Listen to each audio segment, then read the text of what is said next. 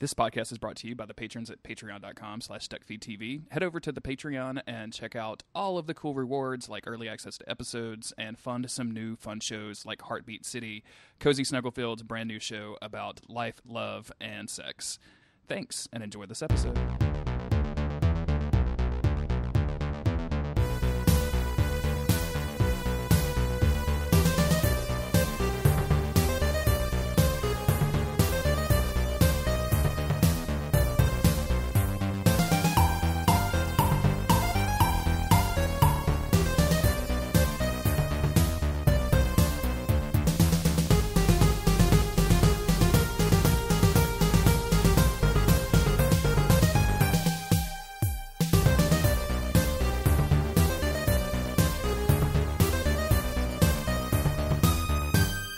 I'm Jeremy Greer. I'm Gary Butterfield. And I'm Bryan Wade. And this is Days of Future Cast, the podcast where me, Gary, and special guest Bryan Wade go through every single episode of the X-Men 90s animated series, except for this episode, because we're going to be talking about X-Men 3 instead. Gary, how are you? I'm doing all right. Good. I'm ready to make the last stand. The last stand. It is their final stand that the X-Men have made.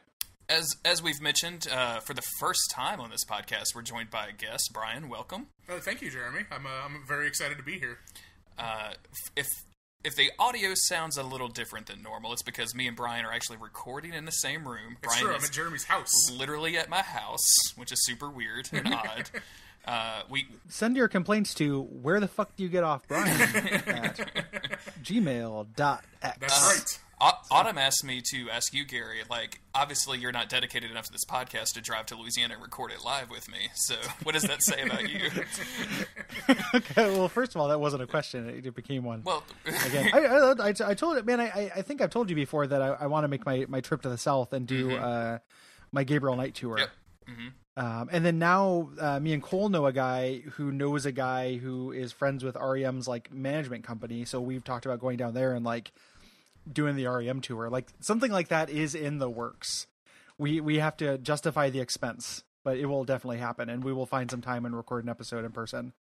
Then, and we can have Autumn on and have it be another movie, and she can just ask all the questions that we should ask if we weren't so fucking knee deep in this bullshit. Which she absolutely did last night when we watched. Yeah, the movie. that's. Yeah, we got. I imagine we like got surprisingly into this movie last night. We did. I had already watched it, but Bryan hadn't seen it for quite some time, so we put it on last night. And Autumn said, "I'm just gonna go cook." Like, you guys watch the movie, have some beers, whatever, and then as we're, like, watching it, she's like, wait a minute, I've got to see more of this Jean Grey business. What's going to go... I think she actually literally asked me... So Autumn literally said, what about Jean? What about Jean? Holy shit. Yeah, it is... you just can't stay away from The Last Stand. It is... it's a compelling, masterful movie that is made for X-Men fans and casuals alike. Oh no, is this like what happens when you and Cole cover the wrong games? Do we watch two different movies? No, I just I was just kidding because it's not so good. It's not as, I feel like this has a reputation for being like the worst movie in the world. And I can come on here on the podcast and say I think this is better than X-Men Apocalypse. I had more fun with it than that. I think there are better ideas and worse execution, but ideas go a long way for me. Same. And I will call out there's like 5 good ideas in this, none of which are actually handled very well. But 5 is a lot. Like 5 is pretty good. 5 is a good number. Yeah. Yeah, the 5 good ideas are Class 1 mutants, Class 2 mutants, Class 3 mutants, Class 4 mutants, and Class 5 mutants. That's strong. I really wanted to rank them. I want characters to talk to each other like they're on a trading card. Like I want, they absolutely do, and it's amazing. Yeah, it is the dumbest part of this movie, but like the cool idea, like the idea of Magneto thinking he has control over Jean and not. Mm-hmm. Mm-hmm. Like that's pretty cool, right? That's like he thinks he can manipulate this this cosmic force, and he's actually Magneto's super out of his depth. That's super cool. I love the idea of Magneto getting depowered. Like that's really poetic and awesome. Even if they do go back on it with the pre-credit scene, but like there's some cool things that happen in this, and then just lots of garbage along the way. mostly in terms of writing and dialogue as opposed to kind of plot beats, I think. And the writing and dialogue is extremely bad, and the costume design is extremely bad, and there's like a lot of things that are really bad that we're going to dunk on roundly. I don't know. The leather mutant daddies are pretty much my aesthetic, Gary. It's all like they're all Fallout readers. It's real weird. Like bad. if you're a mutant in this town, like you are. It's like you escaped from New York. Like they escaped from New York into X-Men 3. Real bummer. Before we get into it though, like, so this came out in 2006. I was 26. I was extremely hyped for this movie. Like I thought it looked cool. Like I saw the trailers. I remember the trailers being good. Like I was really, really into it because I loved X-Men 2 so much. Did you guys see this when it came out, or like what was your experience with anticipation of this dud? I saw it in the theater when it first came out, and I was also extremely excited because even with all of the like production troubles that it had, right? Like Bryan Singer walking away to direct a Superman sequel 22 years late, which was super weird. I was still pretty pumped about it. I didn't really think Bryan Singer mattered that much. Unfortunately, I walked out of the theater thinking like, okay, they've killed all of the X-Men. Like, I don't ever need to see another X-Men movie again. So I was pretty bummed. What about you, Brian? I also saw this film in the theaters, this magnificent film, which was the first and only time I had seen it until I watched it last night. I think it is true that Bryan Singer only kind of matters to this. I don't think he's the reason this is bad. No, I don't think Like, so either. Thinking back, at the time, it changed my mind, thinking like, oh, the only way that an X-Men movie could be good is Bryan Singer's attached to it. Now I just realize he's a giant asshole. So, yeah, it's really that David Hayter flavor that we're looking for. Mm-hmm. It's the writing, because Bryan Singer wrote X-Men 1, which like upon revisit is not super good, not great. No. And also was involved in X-Men Apocalypse, which upon visit not very good. So it's not just the direction. Not that Brett Ratner is a good director. Like he did a bunch of garbage. He did like the Hannibal Red Dragon remake. He did a bunch of garbage, and he's not a good director. But it's really the writing here is what I think fucks this up. More than anything. Yeah, it's very bizarre the things that they chose to run with this like pseudo Dark Phoenix saga. And man, like we talk a lot about the podcast. A lot on the podcast about how Xavier is just such a shitheel. But wow, he is such a shitheel in this movie, Gary. Like and he wasn't so much in X-Men 2 or X-Men 1. Like that's a comics and cartoon Xavier thing. And the movies has been relatively good until now. Because nobody acts inconsistent. Like nobody has consistent motivation. Like nobody acts like themselves because it's a shitty, poorly written movie. Like characters do things for no reason. Characters are like everyone's an idiot. Like Magneto's a real idiot in this. Like nobody's smart. There's some real good Logan idiocy halfway through this movie too that I'm really excited to get into. Such an asshole. Like what? Such a dumb asshole. It's like what if the X-Men were just the dumb asshole squad? I'm used to them being like smart terrorists. I want smart terrorists. Give me smart ISIS, not dumb asshole squad. You want smart ISIS, not dumb ISIL? Is that what I'm hearing? yeah. I don't need these. Let's get into it. Let's say all the dumb things that happen. Sure, let's do it. I think the first pretty big departure is that we don't get our like weird CGI X-Men thing right up front, right? Like we have this kind of prequel with CGI'd, younged up Xavier and Magneto arriving at Jean Grey's parents' house to basically like kidnap this little girl to take her to a school in England in the creepiest way possible. This movie has two prologues. Like it has two cold opens for some reason, and like one of which is pretty good.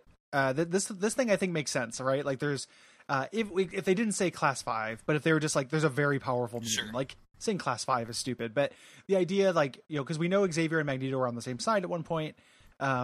Having them go and check out this mega mutant makes sense to me. Also, Xavier walking around is always like a strong placement in X-Men history, right? Like I don't think they had done that in movies yet, so like I kind of expected to see how Xavier got handicapped in this movie, right? Like I wanted to see him lose his legs, especially after he started talking and basically mind-raping Jean Grey.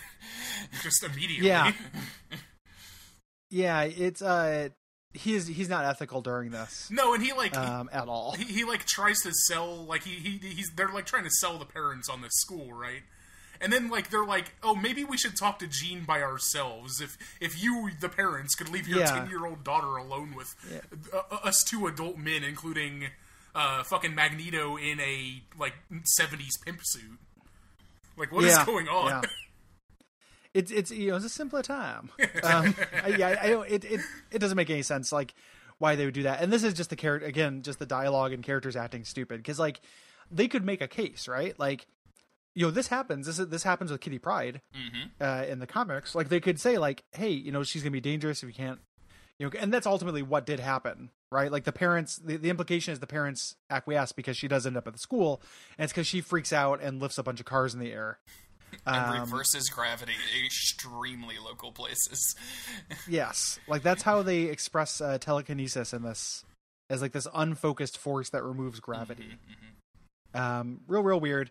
Go into the yard, we see Chris Claremont mowing the lawn and Stan Lee watering the lawn. And so they ultimately agree, but that's what they should have shown, right? Like, how much more interesting would this have been in, like, the X-Men, Xavier and Magneto show up, go through, convince, mind wipe a cop to let them come in the aftermath of this happening, of this disaster, like everyone's car getting smashed and everyone freaking out. Exactly. And being like, look, like the police are going to take your daughter, like she has this thing, like it's just like nothing happens from I don't like are either of you guys car guys? Like if you lift a car up, 20 feet in the air and drop it, is it okay? No, just run normal, it's 100% not okay. It's definitely not okay. Like, is that what shocks are for? I don't. This would be, everyone would freak out. Everyone, like Chris Claremont would go and call the police and get these people murdered. Like there's no, it makes sense at all. Especially Xavier's like pimp ass 1968 like Bentley, like that's probably $100,000 car that he drove to the Gray House, and it is just, it's definitely not driving out of that car is not going to drive anytime soon. Like those axles are destroyed. And then, so we missed the scene where Jean Grey floats them home in the car. And I guess in theory, just like telekinesis is all those other cars back to proper working order for her neighbors. Yeah, like a montage. She's like a master mechanic secretly. Yeah, like she puts a do-rag on her head, and like Uptown Girl starts playing, and she just fixes all the cars. Like, Cerebro, download the Bentley repair manual to Jean Grey's head. Yeah. Well, she could just download the Bentley repair manual. Like, doesn't according to the cartoon, like she could just read the mind of the car. Exactly. Yeah. So, yeah. But this lacks drama. Like this is a limp scene. Yeah, it's pretty just kind of there, and then we jump ahead to what you mentioned, the second cold open, and I think this movie actually has 3 cold opens. Like I know one is after the CGI. Oh, you're right, actually. Yeah, but yeah, this little weird like Black Swan 10 years early bullshit that we get with Warren Worthington is really disturbing. Like I kind of like that aspect of it. Like I like the fact that. Like is a weird word, right? But like it's effective. Yeah. I definitely masturbated. Yeah, and it's weird because you have a guest and you guys all watch it together. It was very weird because only Jeremy was masturbating. Yeah, everyone else is just watching the movie because they're so engrossed because X-Men. Yeah, what a great film! The Last Stand. It distracts you from your host jerking it. It's that good. So it's so good. I think this scene is legit good. Yeah, it doesn't need to be here. But this is a good scene. Like this is cool. The idea of somebody who is a mutant, like literally just like and mutilating himself, and it's really hard to watch and sad, and like this is super good. Warren Worthington's not important to this movie, but he's in it. He shouldn't way be too in this much movie for someone who is not important to this movie. Well, he's like billed, but he doesn't do anything. Yeah, like he's bullshit. Like he flies out of a window and like. I think that's the last we see him. Like no, he does save his dad at the end. Don't forget that. Like there's, I guess he had an arc that was off screen. There's a little mini movie with him and his dad that has nothing to do with the rest of the X-Men or Magneto. It was 2006. I bet there was a webisode about it. That's a good point. That's true. There's a DVD webisode. Some sort of viral marketing bullshit. Yeah. But he's trying to cut off his wings. This is pretty good, I think. Then. Third cold open, the not too distant future, we get our danger room scene in this like post-apocalyptic Sentinel-scape with the acting X-Men doing a training exercise. And Wolverine is acting like a real dipshit here. I really hate this, like, smart-ass, like, this shit doesn't matter, like Wolverine. I don't understand why he's characterized as such. Well, especially after the events of X-Men 2, where he almost single-handedly, and with the help of Colossus, like, defended the X-Mansion and defended a bunch of these mutant kids from the government literally breaking into the house and shooting them. Like, you would think that he would take this more seriously. Like, all of the kids in this place were in that scene. Iceman, Colossus. Yeah. I would like you guys to be trained. Also, the last where we left Wolverine, he just found out from Stryker, he's like, yeah, you got into some bad shit. Like, we were bad people. Yeah. This is a big plot bomb on you. Flash forward, and Jean dies, and then flash forward to this, and he's just like, doesn't give a shit about anything.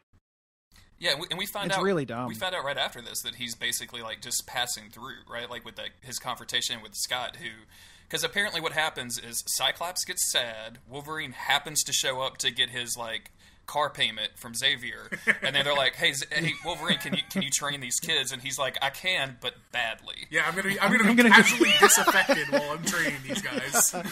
I'll do it, but I'm gonna do the worst job.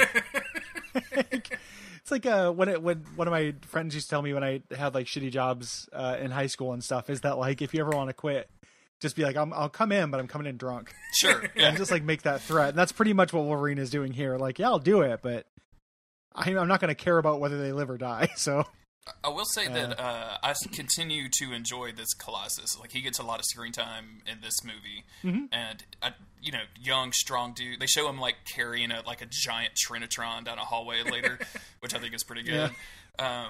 And they do the Wolverine special from the comics, which is the dorkiest thing imaginable. Special. that famous X-Men, the famous X-Men move. Wolverine special. The Wolverine special. It's their X-Tech. Is that when you throw a fastball as if it was Wolverine? Yes. Exactly. It's the reverse of the fastball special. I definitely got those mixed up because we named an episode the Wolverine special of this podcast. That's what I was doing there. I think that I believe that referred to some sort of sandwich. Right? Yeah. Mm-hmm. I don't remember. But there's a little bit of like just kind of fighting and dynamics and stuff here, right? Like we're just seeing the team. I am happy that Rogue, Shadowcat, and Iceman are like full, and Colossus are full members of the team. Me too. I think that's cool. Is this I like those characters. Is this the first time that Storm does a twirl? Yes, and she does it constantly, and it made her vomit a lot on set. That's amazing. They had to bring on an assistant director had to bring on a bucket because she kept puking during the shooting of this movie. And it's like there's a part of that to me that's like feels like poetic justice, because one of the many problems with this movie is that Storm has such a huge part in it. She was not going to be in the movie until she kind of said like, hey, Storm has to have much more importance if I'm going to do this. Which, like, fair enough. However, you have never been a good Storm, and the movie Storms have never been good, and like that's going to make a worse movie. And so now you get a lot more stuff to do, which ends up being them slotting her into a role that anybody could be. Her voice in this movie is not unique to Storm or Storm's background. And she gets a lot of action scenes that all made her puke. So I feel like there's some like justice to this. Sure. We made a drinking game out of it. Anytime a character twirled, we all took a drink. So. We were very drunk while we were watching this movie, Gary. Yeah, I don't know. Like, if I do ever visit you, Jeremy, it's gonna be hard because I don't know if I can keep up with your drinking. You definitely can't. It's like I'll do it for one day, and then it's just like the next day I just like sleep in until 2, and then like wander out, eat a piece of peanut butter with bread with peanut butter on it, and then go back to my room, like lose half my vacation. Unfortunately, the peanut butter in my house is alcoholic too, so that's not going to be a good. Yeah, I had to bring in outside peanut butter. Yeah, you had to pack yourself. It's not a liquid, TSA. Do we have a timeline of how? Like, they don't really tell us this. They just say, like, like it's in the future or whatever, where this movie takes place after the events of the second movie, at the end of which Jean Grey died and Cyclops is still real fucked up about, which is fine. But this leads to this confrontation between Cyclops and Wolverine, where Wolverine's just basically telling him, like, get over it, bub. and Gary, like, I know they weren't married, but, like, they were in a pretty significant relationship with one another, and Wolverine's over there like, I know how you feel. Like, fuck you, Logan. Yeah. You don't know. And like Cyclops, for as much as he's barely used in this because he had to go play a very small part in that Superman movie, is at the very least like acts normal about what's going on. You know, like he's mourning, and it's like it's believable and works okay. Yeah, he's allowed to be sad about his girlfriend dying. Yeah, totally. And like Wolverine thinks that he shouldn't be, I guess. Yeah, Wolverine, again, his motivations don't make a whole lot of sense here. You know, this whole exchange where it's like, you know, I'm just passing through, covering for you. It's like, well, Storm couldn't do this, or like, you know, I don't know. Like, it's a very weird thing for him to be passing through. And what does that mean? Where was he going? Where did he come from? Like, you know, what was Wolverine doing other than this? Because he drops everything in his whatever the implied extra life he has. Did you just make up Cotton Eye Logan? Is that what you just did?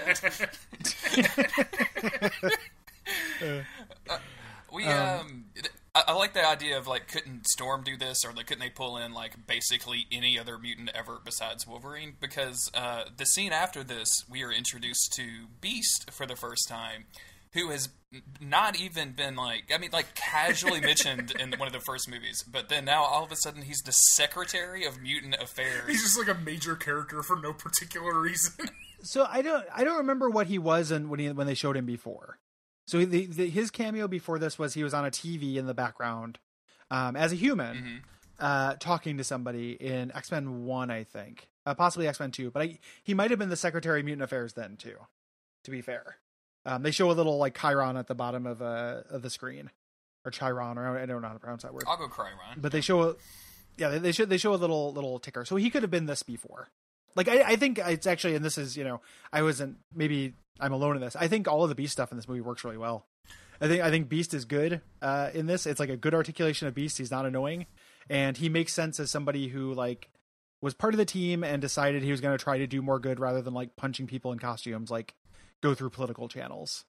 Like, I think that makes tons of sense. I think Beast is good in this, but it's just like his appearance, like his initial appearance, just like threw me for a major loop, because like it's just like it's treated like he's just always been around, and we just haven't seen him before, which I guess is the case. But like it just like threw me off. It's like because like Beast shows up and I'm like, oh, like why is he sitting upside down on the ceiling?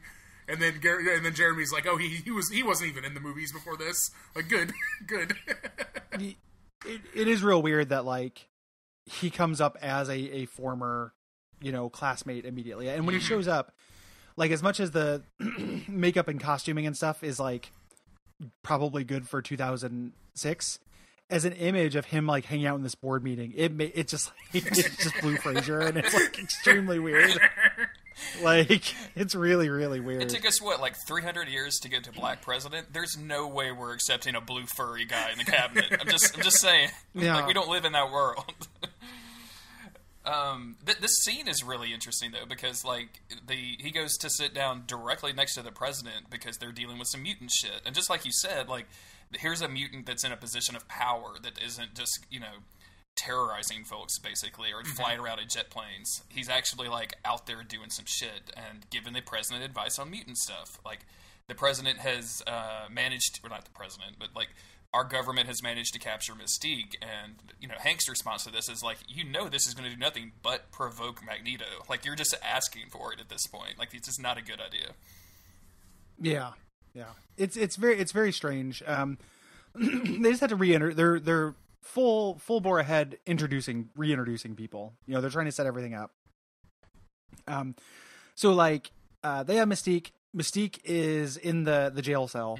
And like this is real weird too, because she starts doing Mystique shit and fighting her captor who's interviewing her about Magneto. Because Magneto is at large after X-Men 2. No alarms go off, nobody does anything about it. Like they manage to like get her, and the president's just calmly watching this, and they just turn it off. Like everyone's just watching her almost escape, and they turn it off. Like she gets captured again, but they're just kind of like, "Huh, like she's gonna escape, huh?" You know, like they're very like calm about it. It's very weird. Like nobody uses a cell phone. It's 2006. They could. Yeah, they definitely could. Yeah, it would have been like a Motorola Razr, but they could have done it. Yeah, totally. Get your Samsung salad bar out and like says. You know, send a text that's just like, "Hey, security, stop Mystique is Snake choking somebody." On your Nokia, and let me send this text via T9. Yeah. But Mystique has done her thievery thing and gone to the FDA and has stolen this information about Leech, who is a mutant that they're using to create the cure for mutant kind. First off, the FDA does not do this. This is not the FDA's job. But I kind of dig this whole plot line a lot. Like, it's goofy, but it's suitably scary, right? And it's something lifted pretty much directly from the comics, and they get it right, I think, even to, like, the weaponized aspect of it. Mm-hmm. This was very effective for me. Yeah. Yeah, I have no problem with the FDA doing that. Like, it would be a drug, you know? Like what they're synthesizing from is, you know, what else would it fall under, you know? Like that, this makes sense to me. And this section of the plot works better for me. It's hard to say though, because it's like the Jean Grey stuff I don't think is terrible as far as movie Jean Grey. It's just handled badly. I don't think it's a terrible idea though, because I don't want to see space and stuff. If you're going to do a Dark Phoenix thing, which is what they're going to do, like I don't want that either. You know, if you're going to do Dark Phoenix, just having her come back as like this kind of broken, damaged version. It's a little bit like there's a comic called Phoenix Endsong that like came out in like, you know, like in the mid 2000s. That's like, it's mostly like Jean Grey coming back as kind of dead and incomplete and kind of crazy, and nobody really knowing what to do with her, and her not knowing what to do with herself. And I think that's a fine direction to take her in. Mm-hmm. So like any individual element of something that happens in this movie isn't dumb to me. Like, this isn't dumb. It's not dumb that, like, they have Leech, they're synthesizing a cure from his blood or whatever, his DNA. Mystique wants to steal it. That's all good. Yeah, seems reasonable to me. Yeah. All this stuff seems reasonable. It's just, like, how it articulates and how characters act that make it stupid.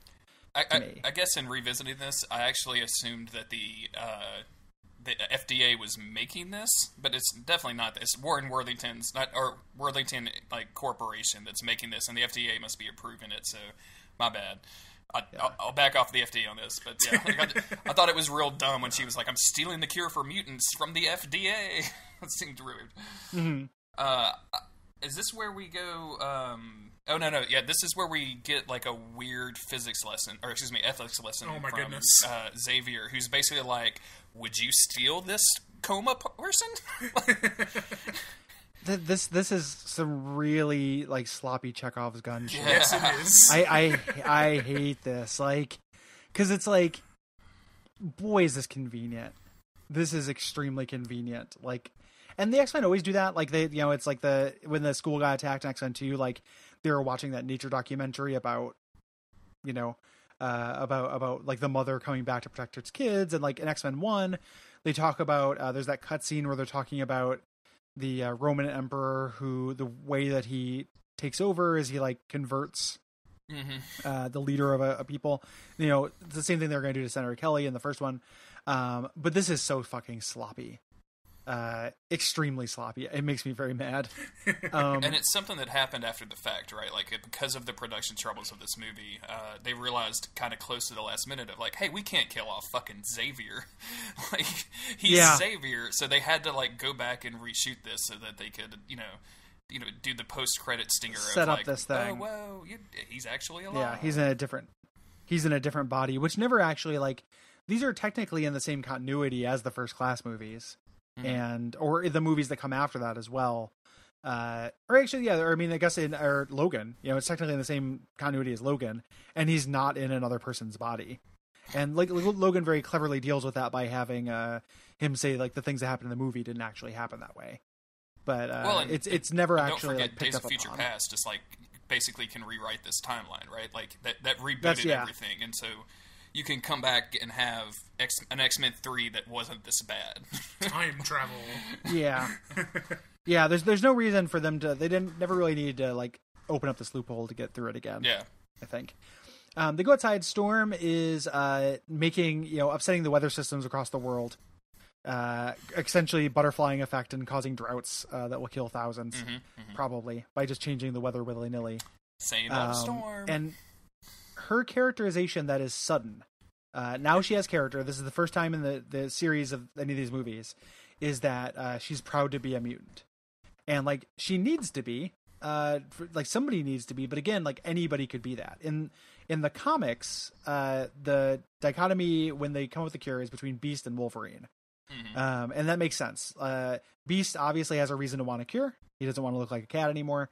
Wolverine has been around and seen shit, has seen, like, lived through, World War II and eugenics and stuff like that. Like, he has reason to say, like, hey, this is going to be bad. Slotting Storm into that slot makes no fucking sense. It has nothing to do with her background, which is more or less non-existent in the movies. It is poor characterization. I think they did it just because Halle Berry's agent needed her in this movie for some tax write-off or something, right? Yeah. That's the only reason that any of this exists. It's the only reason it's Storm. They needed somebody to argue against this pretty reasonable thing, right? Like, the thing about this cure, and one of the things that kind of belies the movie is that, yes, it could be used against people's will and weaponized, right? Like, it's something to be treated with caution. The X-Men and people kind of act about this as if this shouldn't exist at all and shouldn't be an opt-in thing, Like, why would the X-Men care about somebody willfully deciding not to be a mutant? It seems like that would be something they could be okay with in the right hands, and they would want to we should have control over this, or we should talk to the president. We have allies now in government. Let's actually work with them to make this work. And there's a couple little nods in the movie about it, there being some shady shit going on. Mm-hmm. But at the same time, having Storm take that hardline stance and have that be the X-Men's kind of official thing about this is silly. The X-Men should want there to be a cure. Yeah. I feel like. And it's so obvious why they would want to. Again, in the cartoon, we've talked a lot about the Morlocks, and how they definitely shouldn't be living underground or anything. But, if anybody would want these things, it's the fucked up mutants that live underground because they're ashamed of their bodies. You would think the X-Men would want to provide this almost as a service, especially if it wasn't, negatively used, weaponized or anything. And when we see it used in the movie for the first time, it just turns Mystique into Rebecca Romijn, which doesn't seem like a downside to me. It seems like yeah. Well, to be fair though, they call the cure. They have the cure weapons. Mm-hmm. That's yeah. They're really beating hard on this being this is an attack on mutants, right? Yeah. Mm-hmm. Yeah. And it is, right? They do make cure weapons. No, yeah, for sure. They are weaponizing. The government is corrupt, so it's just not as black and white as it's portrayed, and there's not enough time or attention or care put into making this an interesting issue or kind of nuance. They just make Storm hate it for no particular reason. Magneto, it makes sense to hate it, right? Mm-hmm. Magneto actually is well motivated. He's dumb, his plans are dumb, but his motivation makes sense. Storm's motivation doesn't make sense. So that ends up being kind of the issue with that, I think. And then she learns about all this stuff, right? This happens during the scene. Beast shows up, says, hey, there's a cure. Wolverine and Beast kind of meet each other for the first time. And they're just what do we do about this cure?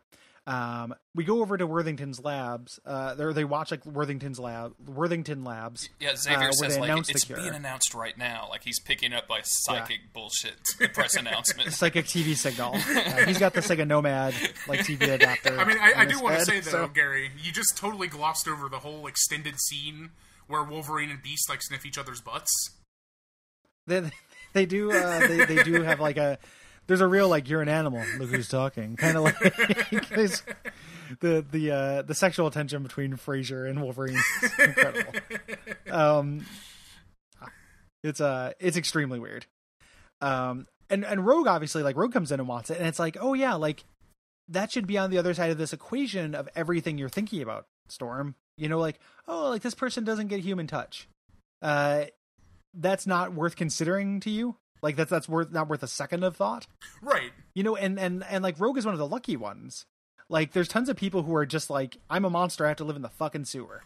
You know, like I'm gonna die. Like the comics do that all the time. They have like mutants. It's like, oh, this guy's made of gas. This person's like aging backwards, things like that, where they would die without a cure. Storm's just like, no, we're not a disease. This is stupid. Come on, guys. Don't be Rogue. Don't be an idiot. It makes me think Storm has only met 5 mutants, right? She's only met the X-Men. She's only knows the super handsome cuties that like fight who do leather terrorism. I don't think there's anything wrong with Cyclops and his red "Make Mutants Great Again" hat. It seems fine. Yeah. So yeah, Storm sucks. Storm In sucks. this. They cut it for the alternative thing. They cut over to this weird like mutant town hall meeting in a church.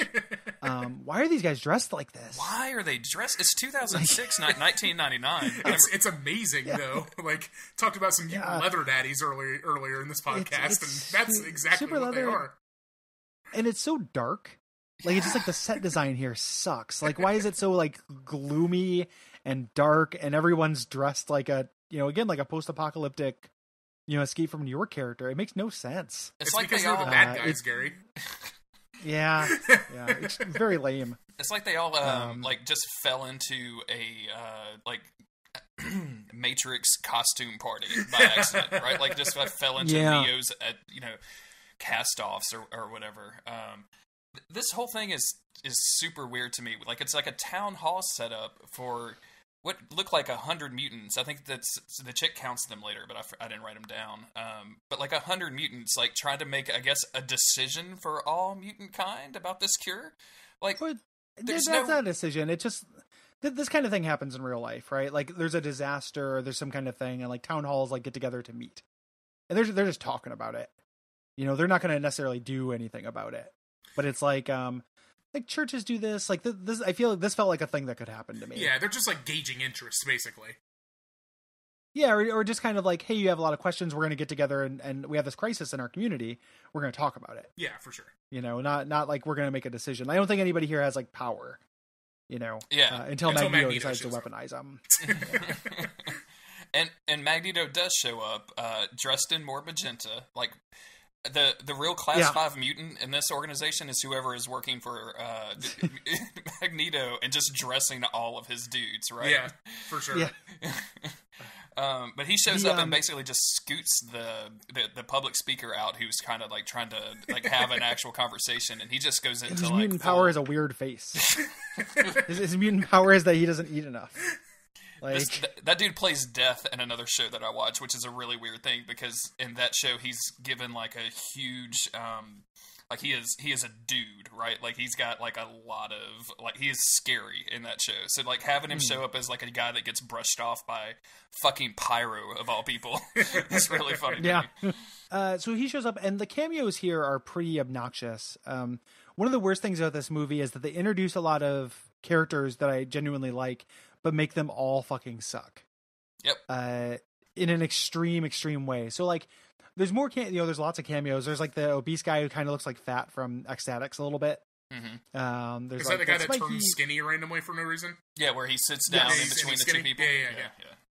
Yeah. So there's a couple of things like that, but this scene where like Magneto just says like, at first he's doing his like Magneto, I'm a Holocaust survivor thing, where it's like they will weaponize it. I've seen this before. Like that's all good. And then people show up, and he starts getting interested in people's powers again because everyone's treating each other like a trading card in this movie, and especially this girl in this movie.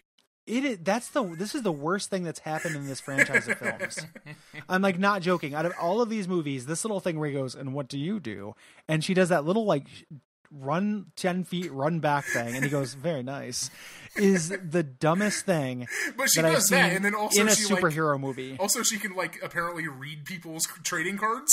Like that's the thing, right? She's got Caliban's powers for some reason, because it's like they didn't want to have Caliban show up here, which would make sense in this group of like misfits and things. But it's like, let's just double up and give. It's not. Is she Callisto in this, or is she Arclight? I was gonna. Well, that's the thing. Is Callisto is credited, and I think it is this chick. But then also they call her Arclight. No, Arclight is the other person. Arclight's the lady with the Jerry curl. Yeah, yes. yeah. Yep. Like, yeah. But then there's also. Did you know Psylocke is credited in this movie? Like the chick with the Asian chick with the purple dye job. Yeah. What the fuck? And none of them are good. They're just like shitty soldiers. Mm-hmm. I swear to God, that little thing where she runs the left and runs back there's nothing I hate more in any superhero movie. Like no joke, really like dumb. No exaggeration. It is so dumb. And Magneto shouldn't give a shit. Like right before that, there's a part where it's like, where's your mark? And then he's like, shows his like Holocaust tattoo. And I'm like, that's, I can get behind that. Yeah, right? that's like effective. Hey, sit down, son. Yeah, motherfucker, I you don't know survived the shit. Holocaust. I don't want to hear it. Yeah, you guys tattooing yourself, which is, I'm also fine with them tattooing themselves. It's like, Days of Future Cast, Bishop Future shit. Like, and him being like, no. Like, don't mark yourself. Like, that's what they do. Like, there's like shades of the end of the Grant Morrison thing. I know I bring that run up a lot because it's very good. This could have been where it's like him trying to be like the granddaddy of this young generation and not really understanding them. Like not really getting it. That could have happened. Instead, he's just like, that'll be a good unit to add to my point build on my War army. Army. Yeah, for my Wormahordes that I'm gonna storm Alcatraz with. Because what the fuck am I even watching? Like, it makes my like skin crawl.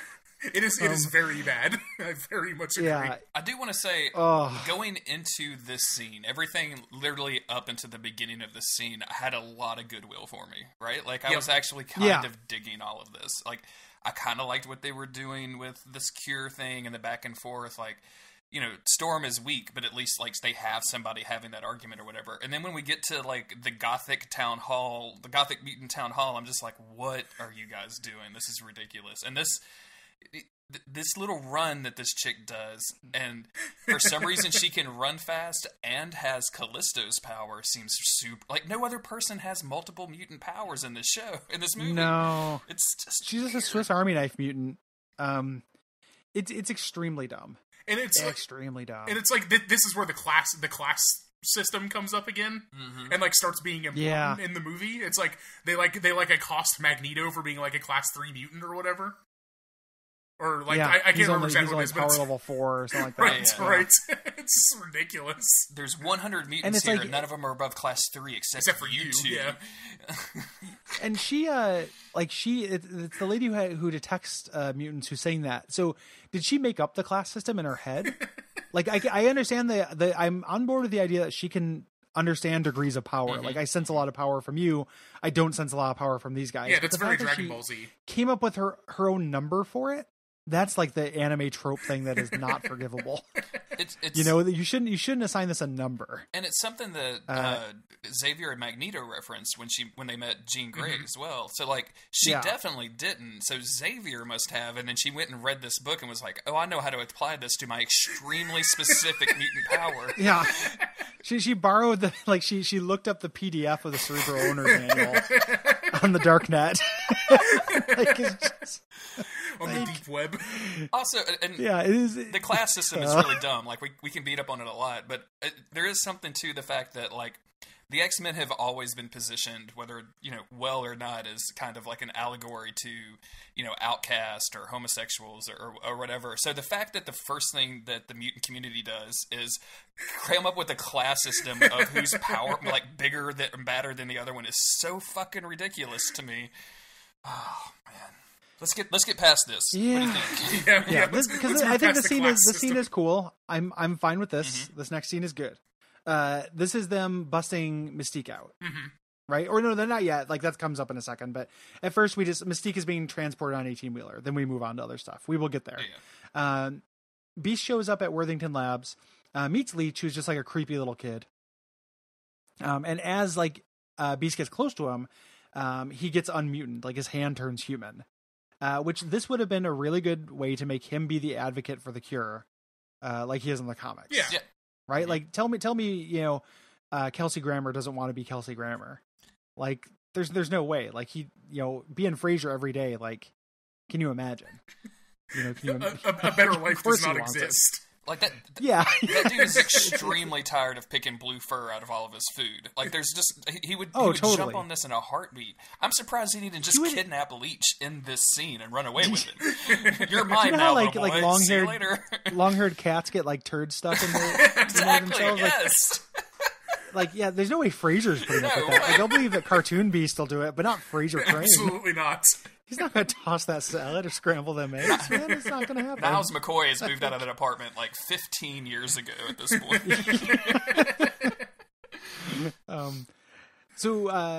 Leech is the real deal. We get to Cyclops. Cyclops is going to the place where Jean died because he's still in mourning, which makes sense. It makes it feel like it's pretty recent, but also, he has reason to care. And he's also like hearing Jean, right? Like he's hearing Jean say Scott. Yeah.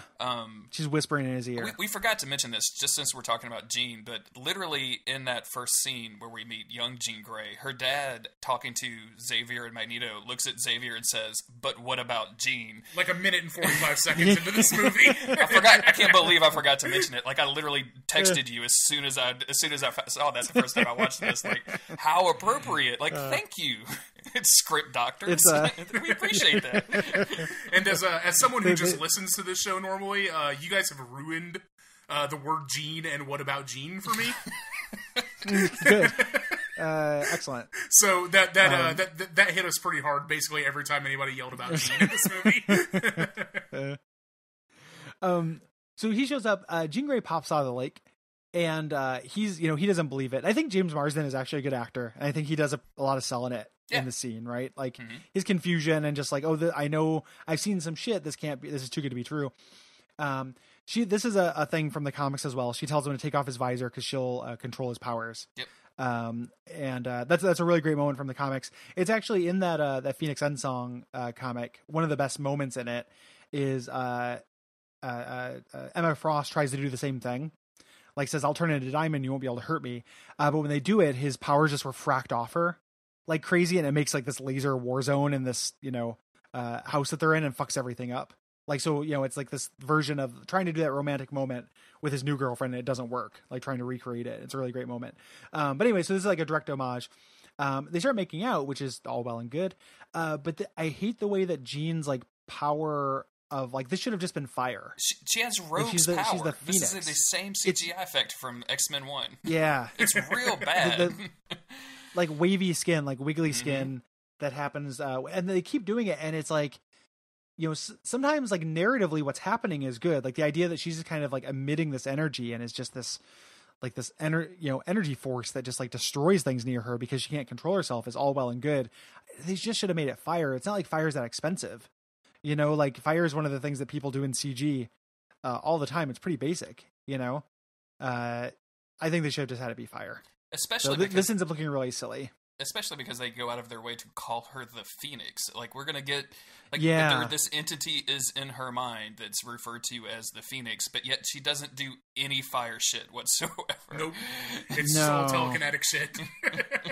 Yeah, there's no reason for it to be called the Phoenix in this. Like, since it's... And I don't mind it being detached from the Shi'ar, like, nonsense. Yeah. Right? Like, it just being this, like, a name for her other personality that she came up with, fine. Yeah, that is fine. I but guess you call her the Phoenix because she like came back from the dead, right? Like she's reborn as the Phoenix, right? Like she's come back. Well, it came before that. Guess. Like she called herself the Phoenix when she was doing psychic therapy with Xavier. Right. It comes out later. So it was before she even came back. Yeah, right. I forgot about that. She just knew she was going to come back. Gary, I was very drunk when I was watching this movie. Yeah, well, it's not like a great scene or anything. No. So Professor is like, oh shit, one of my X-Men is dead. Go to Alkali Lake. It's important.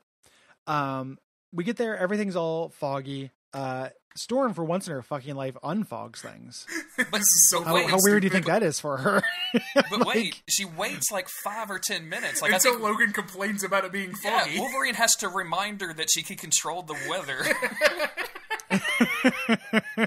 And it's not like Storm can see through the fog.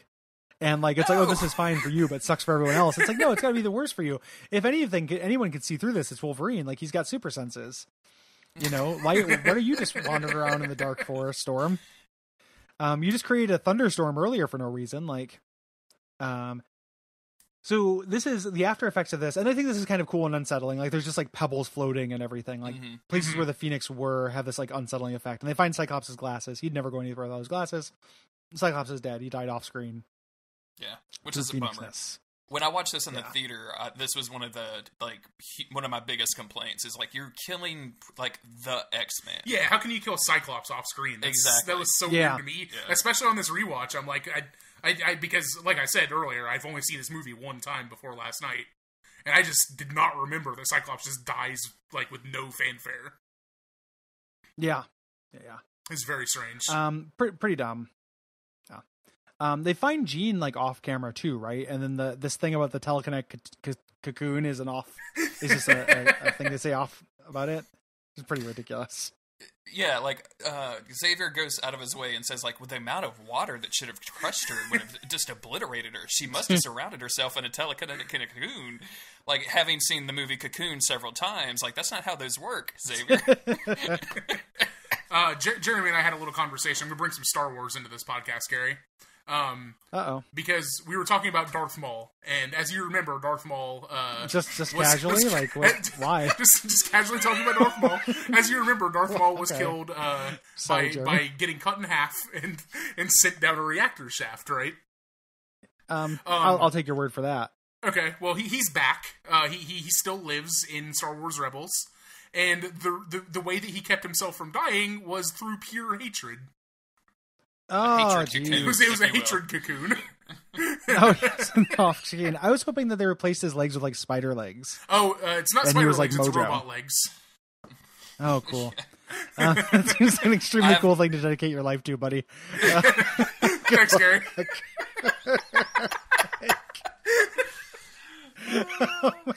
Oh, that's good. Yeah, that's that franchise definitely puts as much care and effort into itself as you do. So you should feel like it's worth your time. This is Let's get back to a franchise that respects its character. Yeah. Let's talk about X-Men. Like X-Men 3.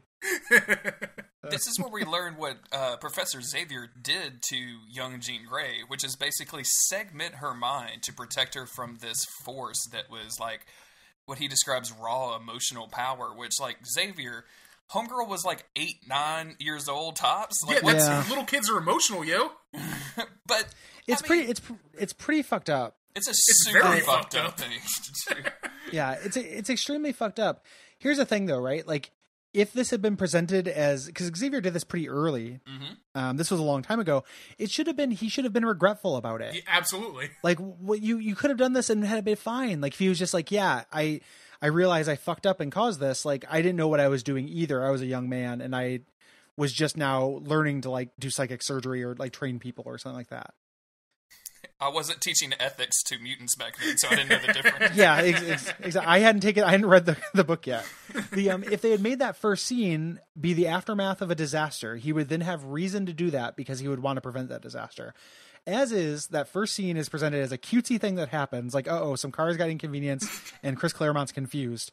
So there's no stakes. Like, there's no reason for him to take this very drastic measure. So the equation doesn't work. You know, it's like you could have done this, though, and had it be fine. You know, this just needed, like, a script pass that, like, fixed it. You know, like, just, I was scared because when we got there, there was a huge pile of skeletons on the yard that Jean Grey had, like, stripped of skin, you know, or something like that. Like, you know, the parents told me, like, you know, I was with her mother, a recent widow, because Jean Grey, like, destroyed her father when he tried to make her eat her vegetables or something. Like, make her scary and make it justify his totally invasive, terrible act. Which would give weight to his argument when Logan kind of accuses him of, like, I can't believe you did this to her. Like, I've been messed with like this, and I thought you were better than that. And like, it would give weight to all of it. Exactly. Like it would make all of the back half of this movie make a lot more sense, because as it is, like, Jean Grey just wakes up and is just real horny. Like, that seems to be her most of the motivation for her, is just to get some Logan. And that's why, it explains a lot with her and Scott's relationship that Xavier, like, can you imagine being Scott and finding out that your boss turned off the horny center of your girlfriend? Like, to her brain and flipped off her horny? Dad, you did what? Yeah, excuse me? Like, now, with all due respect, Professor, like, I don't know. And then if Jean Grey was presented as scary with that, you know, not just with her killing Scott, you'd have this awesome dramatic irony where, like, Wolverine doesn't believe it. The audience knows Wolverine's in danger. When Phoenix ends up signing up with Magneto, Magneto would be in tons of danger and he wouldn't know it. You know, it would, like, play into his arrogance and stuff. It would just be so much better than what they did, instead of just being like, again, flipping off her horny sphere. So, like, very frustrating handling of something that could have, again, all ideas I'm on board for. It's just execution. It's a lot of execution. Also, I've been on record, especially with the movie versions of the X-Men franchise, of just actively hating how Logan just creeps on Jean Grey all the time, despite the fact calling like Cyclops a teammate and like maybe not super best friends clubs, but they definitely have saved the world together twice. Like that should give you some like bros, like, hey, you're my bro. I'm definitely not going to try to steal your girlfriend. And the fact that Jean Grey wakes up and is like super horny at them, and he's like, wait, hold on, what about Cyclops? And then continues to make out with her is really annoying to me. Yeah, I don't it's like pretty that. weird. It's very weird. Is this where we go back to, this is where we see our second Angel cameo, which is the only thing you can really call it, because he doesn't actually have a word in this movie? Yeah, I think so. He's gonna get. They're gonna test him on his son, and it's creepy. He doesn't want it. He breaks free and flies away. Angel. So he escapes from his dad. You think this would be like, oh, he's gonna become a factor in the rest of the movie, and he really doesn't. I feel like there's a 20-minute conversation between Rogue and Angel that have been cut out, where Angel's like, I know I'm different, like, but it is who I am, and Rogue like comes into that decision her own. But nope, just not going to worry about that. He's just going to show up at Alcatraz later for no fucking reason. Yeah, just to have that redemptive arc.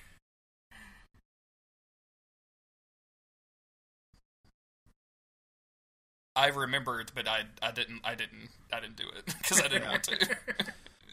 Yeah, I didn't. I don't want to. So this is another cool scene, which is pretty great. Where this scene rules. This is good. The 18-wheeler shipping a bunch of mutants is going somewhere. I guess to Alcatraz. Well, they talk about this at the beginning when Hank asks the president, like, "What are you going to do with her?" Like, you know that Magneto can break into any prison, and he's like, "Well, we have a new prison, a new mobile prison." So this is literally they're just going to stay on the road. Like, I think I've read a comic book about like a prison that never stops or whatever. I can't place it, but I feel like this is an idea, right? Yeah, yeah. I think that like this, fairly silly, because it's not like Magneto can't. How does Magneto find him? The mutant chick. Yeah, the mutant. Yeah, you're right. Lady. Caliban. Yes. Okay. Not Caliban. Callisto. Weirdly enough. So he breaks him out. This is real great though. Like this is cool special effects. This is good action. Yeah, when he's just like standing in the middle of that road and the fucking semi just flips over his head, that's pretty dope. Yeah. Yep. And tossing the cars and stuff. That's cool. Some good action for sure. Breaks out Mystique. Breaks out two other characters we have. Multiple Man, who is like a character I like, who's pretty wasted in this movie. Like they give him like his facial expression is right for the character. Like he's supposed to be kind of a cocky jerk. But they just make him like, it's very funny how like they're literally like, you can come free and join us. He goes, all right. And then later when they shows up for the rest of the scene, he's like, I guess you messed up. Like he's like that. It's got like two lines that are like super shitty. And then Cockney Juggernaut guy. And I have real mixed feelings about this because this is undeniably a stupid looking costume. I can't imagine them doing his costume well in a movie anyway. But you kind of have to and have the actual helmet, actor who plays him, I'm kind of into it. Yeah. There's some kind of helmet, and they couldn't do like the big trash can helmet, like he actually has. But I really wish they would have. It would have been very funny. One big thing, I've mentioned this 1,000 times in other shows and stuff, but Juggernaut is not a mutant in this, and I remember one of my friends who I went and saw this with came out, and that was his big complaint, and I was like, dude, like they're not going to do like, here's a half-hour mini movie about the McCran crystal. Like, of course, like why wouldn't you just make everyone in this movie has powers of mutant? Like it's so much simpler. I know we've talked about this before, but if they bring Juggernaut back for the movies, and they might have an Apocalypse, I don't really remember much in that movie right now, but like having the Macron Crystal Netflix miniseries, I think would be dope as hell. I would be pretty down with that actually. Yeah, like especially if you get like David Tennant stealing it from him and everything, get Nerd Jug back in there. The Crimson Bands of Cyttorak. Is what it is. People were freaking out because we kept saying McCran Crystal. It was my fault. Oh, the Cyttorak shit. That would have been cool. I think this is a cool moment. Yeah, this I think this is very good. They're sitting there kind of discussing like their evil henchman plans or whatever, and one of the guards is still alive, reaches for a gun and shoots at Magneto with this like weird plastic gun that the camera kind of lingers on a little bit, and Mystique throws herself in the way, and the ammunition was like a needle. She falls to the ground and turns into beautiful, all naked Rebecca Romaine, obviously a human. And, like, Magneto just doesn't even blink an eye. He just walks the fuck away. It's like, sorry, you're not one of us anymore. Yeah, it's like an ice cold motherfucker right there. See you later. Yeah. This owns. Like, that is a super good, like, I like that characterization of Magneto. Like, he is a zealot, and it kind of, this works for me, and she's so loyal to him. Like, she broke him out of prison in the last one. Like, she is so loyal to him. And to have him do this is just like super cold, like good moment. Yeah, and we get to see Pyro's reaction, and I don't particularly like Pyro in this. They make him unlikable, but like him seeing this and like looking at Magneto, like, oh, the only reason I'm hanging out with you is that I can like shoot fire. Like that's the only reason that we're together. Like we're not friends. We are mutant like acquaintances. Yeah, we're allies by necessity, basically. Yes, yeah, they do terrible character assassination of Pyro, because his arc in the second one is really good, and and here it is just like he's just like, what if I were evil, It's like what if we can have a Harry Potter wizards duel with Bobby later in this movie? Yeah, super dumb. So after this, we get some stuff with Beast. Beast decides to quit because they didn't tell him everything about the cure. That's fine. He's kind of arguing, on the side of logic and just kind of, hey, this has to be careful. You have to be open about this. This is a big deal. The president says, no, it's not. And then we switch over to Wolverine, who's just watching Jean sleep. This scene is so creepy. He reaches out and touches this like comatose hospital patient that he hasn't seen and was presumed dead for an unknown amount of time, but apparently for a long time. But like, let me reach out and touch your like cold ass cheek, comatose Jean Grey. Yeah. So she wakes up in a horny haze, and they seduces him. And he's like, hey, your boyfriend just died, and she's just like, no, I'm wild. I do whatever I want now. I'm an adult. I do what I want. And they're about to do it. But then he says like, what about Scott? And she freaks out and the room starts shaking. This is real cool. I'm into this, and says like, eventually she comes to her senses, says like, hey, kill me before I kill somebody else. Like, I killed Scott. I don't want to live with that. Fucking stick your claws in me. I'm gonna, and as she's like holding him and stuff too, he starts dissolving a little bit, and his healing factor is the only thing that keeps him, he's like the one man alive who could have sex with the Phoenix, and doesn't. So.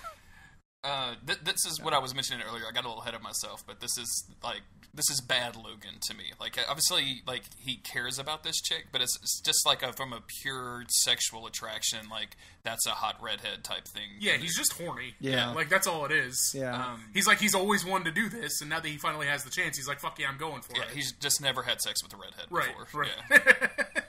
Yeah. This is... I do want to just mention, like, Famke Jensen, I think is Jean Grey's name, the actress, and she is awesome at all of this stuff. She kind of owns Jean Grey throughout this movie. Yeah. She does a really good job. And a lot of it's just her just kind of being like dazed, but I think that she actually like handles it pretty well. So, so she leaves. She escapes the mansion with no damage. Like, she just like walks out, and the school is fine. She just goes back to the Grey house. Like, that seems really. It's just obvious that like there was more stuff that they were planning on doing, and they edited all this shit out. So like our next big action scene is back at the Grey household. Yeah, where Xavier and Magneto meet there with like the Brotherhood of Evil Mutants and the X-Men. There, and it's like, we're gonna let them go talk to each other, and then we're gonna like saber rattle in the yard, while like Xavier and Magneto try to be like the devil and angel on Jean Grey's shoulder. And it's like, at first it's like, this is kind of good. I don't understand why Xavier is just kind of letting Magneto just kind of talk to her like this. Totally agree. Like, Xavier, like, shut this dude down. What are you doing? Yeah, Magneto's got the helmet on, so he can't just like literally shut him down. But he never addresses Magneto. Like, he never says like, "Excuse me, Jean Grey, can I have a word with my companion?" Listen, this thing. Hey, class 5, motherfucker. Like, you cannot control this. It is, and we've seen Xavier like mind control like dozens of people at once, right? Mm-hmm. There's no reason why all of his people in the yard don't just go to sleep, and the X-Men don't come in here and fight Magneto while he gets some alone time with Jean. Like, Xavier all of a sudden forgetting that he has the powers to, like, in the first movie where he makes Toad and Sabretooth turn on Magneto. He could do that now. Like Magneto's Brotherhood of Evil Mutants could come in. The super fast one could run in, grab Magneto, run him across the country, and then he could, like, actually not get dissolved. Like, he's just, again, like, people just acting like idiots. Like, I have no problem with the scene in theory. It makes tons of sense for them to, like, both be appealing to different parts. Like, Xavier's appealing to Jean, and Magneto's appealing to Phoenix. And that's cool. But it just, for that to work, you have to forget about a lot of the capabilities our protagonist has. Exactly. So. Yeah, and that's what, we talk about this a lot, of the X-Men just forgetting they have superpowers, right? Yeah. Like, here's a problem with the supernatural, a superpower fix, and we're just not going to do it. It's just like we talked about with Storm earlier, with the mist. Yeah. Until Logan reminded her that she could clear the mist. They're not going to clear If Logan was here, he could have been like, "You're a psychic, Chuck," and then like would have just taken care of it. So. But unfortunately, their back and forth does nothing but piss Jean Grey off. So we get this like extended, weird stare down between Xavier and Jean. Magneto's kind of shunted off into the kitchen, and where he'll just kind of sit on the floor for the next 20 minutes or so. He yells Jean a couple times. Yeah, good to sit in that stage. Yeah. Good stuff. And then our X-Men and the Brotherhood of Evil Mutants run in, and we get like some... I actually like the fighting between Juggernaut and Wolverine, but wow, I think it's great. This twirling of storms, like it's bad. Storm is real bad, and there's nothing in the movie Storm to make her a fighter. Like, comic Storm, I think like has a background and like can hold her own in a fight. Movie Storm doesn't have anything to suggest that. So like her just kind of meleeing, like she does some spins, but she doesn't shoot a bunch of lightning. She doesn't start out with lightning, which is what she should be doing. But the Xavier Wolverine fight owns, like, it's just like really, really visceral, like him getting kicked through walls and thrown into ceilings and stuff. Yeah, this is a pretty cool action scene. Juggernaut throwing him through the ceiling of one room, and then Wolverine coming down through the ceiling of the second room is really, really good. Yeah, that was awesome. That's awesome. Because he's very heavy, right? Yeah, like exactly. He weighs like 2 tons. He's got a metal skeleton, so like, he's going to do that. It's awesome. Like that's actually a very good fight between the two of them. But Xavier and Jean just kind of have this massive psychic stare down, culminating to the point where she lifts him out of the chair. For a minute, I thought they were like gonna Xavier is gonna stand, like this is gonna be one of those moments. Oh. But it wasn't, and she's losing control of her power. Everything in this room and this house is breaking and flying around. The house itself lifts up off the foundation, and we get this weird like really masturbatory CGI bullshit that someone must have had like made a bunch of money to make for somebody. But it culminates in Jean just fucking killing Xavier. And the Jesus allegory here is real strong. Like this dude is straight up getting crucified. There's cool parts in some of the CG. I like the water collecting on the ceiling. Yes. Yeah, like pools. Cool. Like in the section, it's a cool scene. Like there's a couple little moments of this, but for the most part, it doesn't, like, you needed some like Inception shit. Like this needed to be like, if this movie had been made 10 years later, it would have like some cool Doctor Strange, like Inception, buildings melting stuff. When very cool. The big thing, obviously she like dissolves them. This turns her all goth, like Spider-Man 3, and then Magneto grabs her and gets out. And like, well, Xavier's dead. What the fuck? Yeah. Everybody's super sad. Storm and Wolverine are sad. Everyone's sad. There's a moment where Xavier and Logan share a look because Logan has kind of clawed himself into this room against whatever power is pushing everybody else out, and they share this look that, if you just take it in this movie, it doesn't make a whole lot of sense. Like he's just like, like kind of smiling at Logan, like, "Oh, hey, everything's gonna be fine." But like in the context of the movie Logan that came out this year, I was like, "Oh shit, yeah, man, these two characters love each other." Yeah. Yeah. We talked about it at the time, but like Logan retroactively makes a bunch of X-Men scenes better, just because it exists. Yep, very much so. Yeah, so we get this kind of dumb scene, like they're setting up this this little mini romance with Kitty and Bobby. This is all stuff from the Ultimate X-Men comics, is where this stuff happens. Which is weird because Kitty Pryde is also Spider-Man's girlfriend in that, but like, I don't know, teenager drama. This is pretty dorky. Like he makes an ice rink for her and they go skating, and it's like makes little ice skates for him, and Rogue gets jealous and tries to leave. But Wolverine like stops her, and Wolverine is again like better than Storm in this, and says like, "Hey, if you want to get the cure, get the cure." Like he knows what's up. He's not going to try to stop her. He's not going to try to control anybody, but don't do it because of fucking Iceman. Yeah. You know, like don't do it for some dumb boy. That sucks. Yeah, you will not care about this. You will not remember his name in 10 years. Yeah. You know, like it is. You don't do dumb things for shitty teenager love.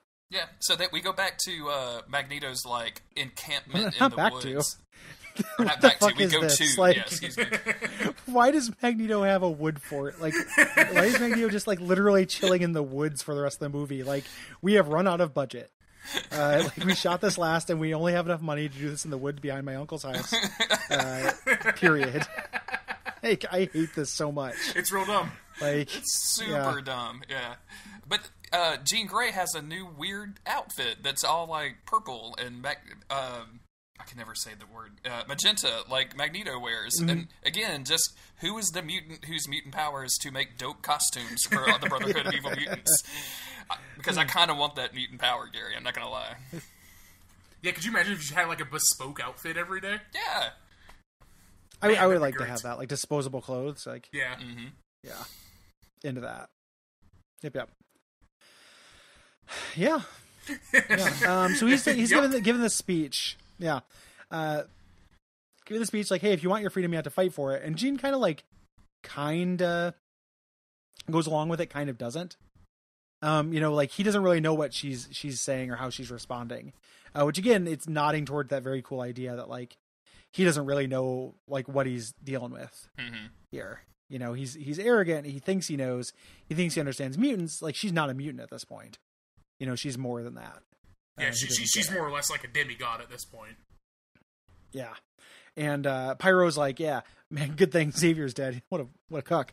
And Magneto's like, you know, he's done more for mutant kind than you ever will. Like, shut the fuck up, you knows little shit. And it's pretty great. Dwight, you ignorant slut. Yeah.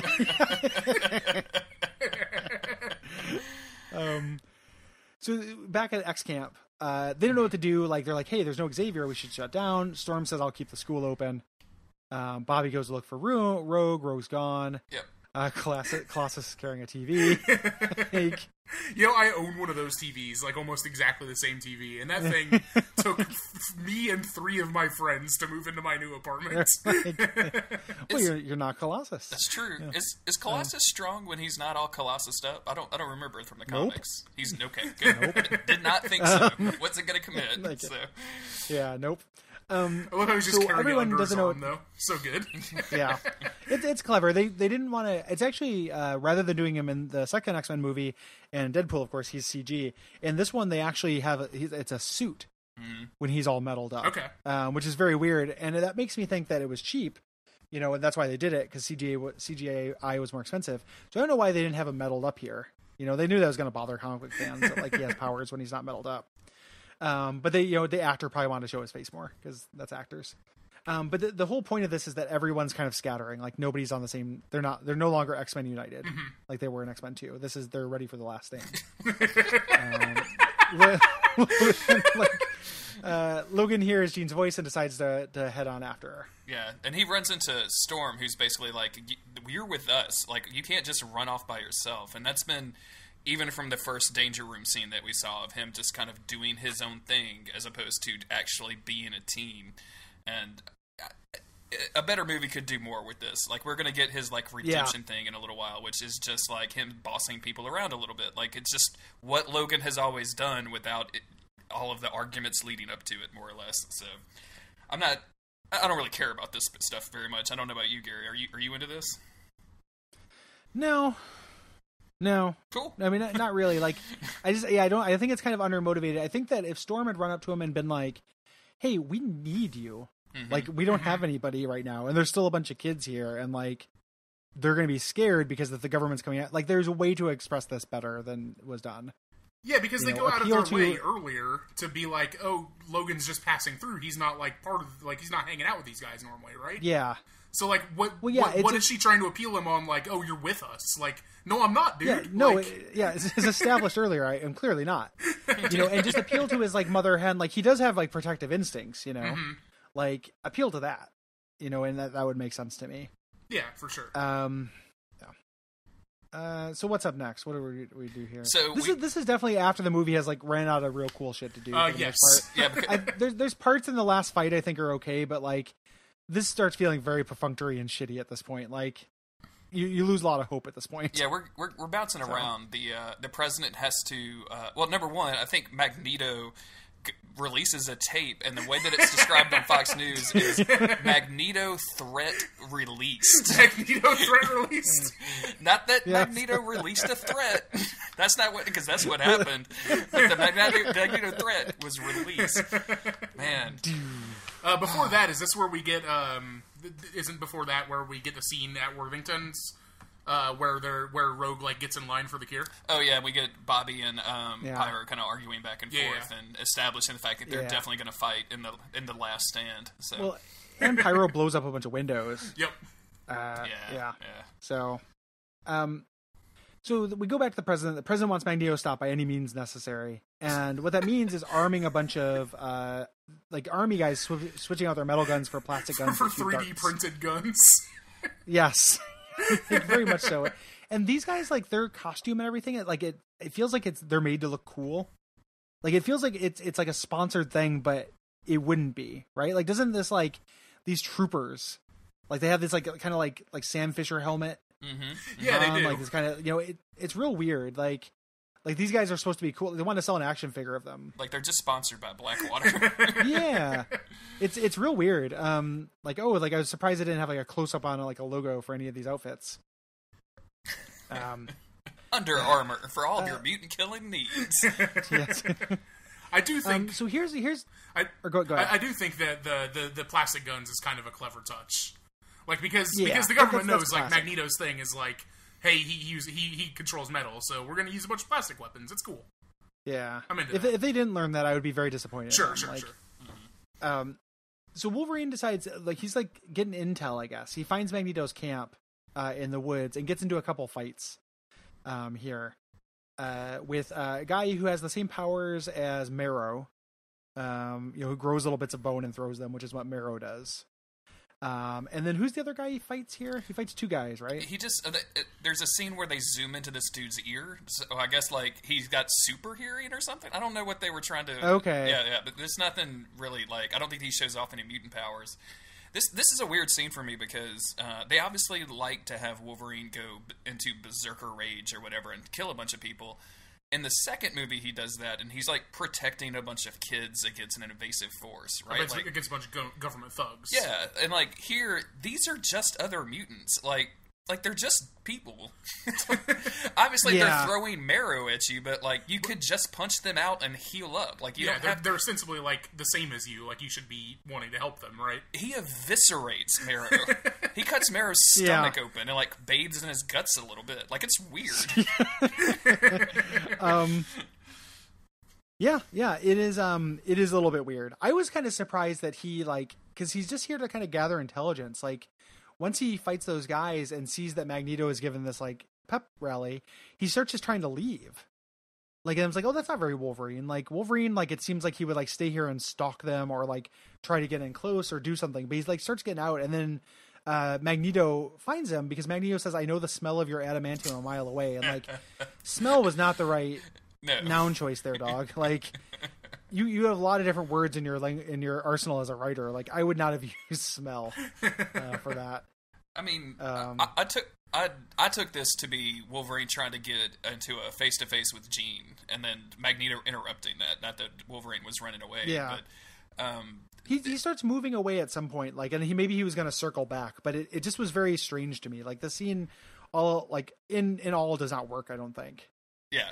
None of this is very good. I don't even remember what they argue about. Like, they just, like, talk at each other, and then Magneto literally throws him, like, halfway across the country or some shit. Like, there's the establishing shot of Hugh Jackman or a safety doll dressed up to look like Hugh Jackman flying through the air for minutes at a time is really, really funny to me. Yeah. So, Wolverine gets ejected from Magneto's forest of mutants. And so then we go to Mystique, who is very mad at Magneto. Hell hath no fury, like, quote, says where the camp is. They see all the blips on the radar, and then it's just Multiple Man, which I think is a clever use of Multiple Man. Yeah, if you're going to give this dude a gimmick, this is the gimmick. Yeah, for sure. Yeah. What was that idiotic line that the military guys had? Oh, the president says they've established a 360-degree invasion force. Yes, and then very, very specifically show on the monitors that it's not 360 degrees. Yeah. There's just like 4 little clusters of guys. It's very bad, Gary. It's very bad. And then of course, there's, Multiple Man's like, hey, whatever. And then like there we go. There's Multiple Man. That's his cameo in this movie. Rich character Danny Madrox. So Wolverine goes back to the mansion after he like picks himself up and is like, hey, they're planning something. I saw them in the woods. Let's go stop them. And everybody's all suited up in their shitty movie things, and like movie aesthetic X-Men have not aged better. It's not like not at all. With time, like movie aesthetic X-Men look pretty bad. Even like First Class X-Men look pretty dumb with the yellow jackets. At this point, like no X-Men movie costumes like feel timeless to me. No, none of them are very good, and like the weird colored piping that they have, like Kitty Pryde's bright purple piping compared to Wolverine's yellow stripes, it's just so. And then like this jacket that Beast, it's like I can't believe this used to fit me, or like he's gotten super fat since he got into the government business. Yeah, he's been pumping iron. That's not good. Man, I just looked ahead of the notes and realized we have like a good 45 minutes of this movie left, and I cannot believe it lasts this long. We're getting to the climax. The climax, a lot of stuff happens, but we're getting there. We're almost there because this is going to be the last stand that they're going to make. Ding. I'm looking. Ding. Jeremy, forward to that. Jeremy pointed out to me while we were watching this movie during this scene, Beast's chest hair. His like disgusting matted chest hair is amazing. It's real bad, Gary. I'll try to get a screenshot and see if we can make that the cover art. It's real bad. Here's a dumb thing: is that Magneto decides they're going to Alcatraz because that's the most secure location where they have the. And this wasn't meant to be. This is them combining two things. Like Alcatraz is supposed to be a New Mutant prison, and Worthington's labs are supposed to be somewhere else, but they combine them in like a script rewrite. But he's like, we have to get there, and the way he does it is by stealing the Golden Gate Bridge like a Carmen Sandiego. And like just floating it there. He's like, Charles wanted to build bridges. It's like one of your good friends who just died. You're gonna dunk on him from beyond the grave by doing this outlandish plan. That there's no way this can be the most efficient way to get your people over there to steal the biggest, the most famous bridge on the West Coast. Like, just get on a boat, my dude. Hey, everybody, stand on this sheet of metal. I'm gonna magic carpet ride our motherfucking asses over to the Alcatraz. Yeah, like drive a boat, get a plane. Like any number of conventional ways of transport would work better than stealing this bridge. Oh man, and he ends up using the cars as a weapon later, which like, fair enough. Like he's bringing some ammo, I guess. But man, you got to use every part of the animal, right? every part of the Golden Gate every part Bridge. of the bridge. It's dumb. It's real bad. And I like this too because it does one of my favorite things that bad movies do, which is in the space of about 5 minutes, 8 hours pass, because it's like bright and sunshiny with like kids on the way home from school on the Golden Gate Bridge, and then he lands it on Alcatraz, and it's just night. It's midnight. Yeah. So not only was it like a dumb, like dangerous way to get across the bridge, it also took forever. You know, or Alcatraz has like a localized atmosphere and time zone. Sure, yeah, let's say that. That's true. Storm's doing some shit. Yep. I also so once they get there, they get here and they start fighting soldiers. Yeah, they start fighting these soldiers, and Magneto has to stop, and he has this line of, "Oh my god." You know, we'll let the pawns go first. And then all of these mutants die, and he's like, that's why we let the pawns go first. I'm like, that's not a punchline. Yeah. You're just repeating a thing. They shouldn't have said it twice. No. Yeah, he has to like either one of a couple times. Yeah, either one of the lines would be fine. I feel like that was an editing mistake. Like, those were both different. They shot both the lines and somehow included them both. Because it's like, it would have made sense for him to like try to join or to see everyone die. That line makes sense. But like him saying it again, like nobody heard the first joke. You know, he's just like, he's just making sure, like, you know, I get like it's on the record. It's, you know, it's fine. It makes sense for Magneto to do that, like, you know, greater good, whatever, zealot. But like, it's real dumb that it happens twice. Mm-hmm. We get to see a bunch of, you know, powers, which is like one of the premier reasons you watch X-Men movies is to watch X-Men do X-Men shit, which I like. And the fact that they're depowering them with these guns is like a cool dynamic.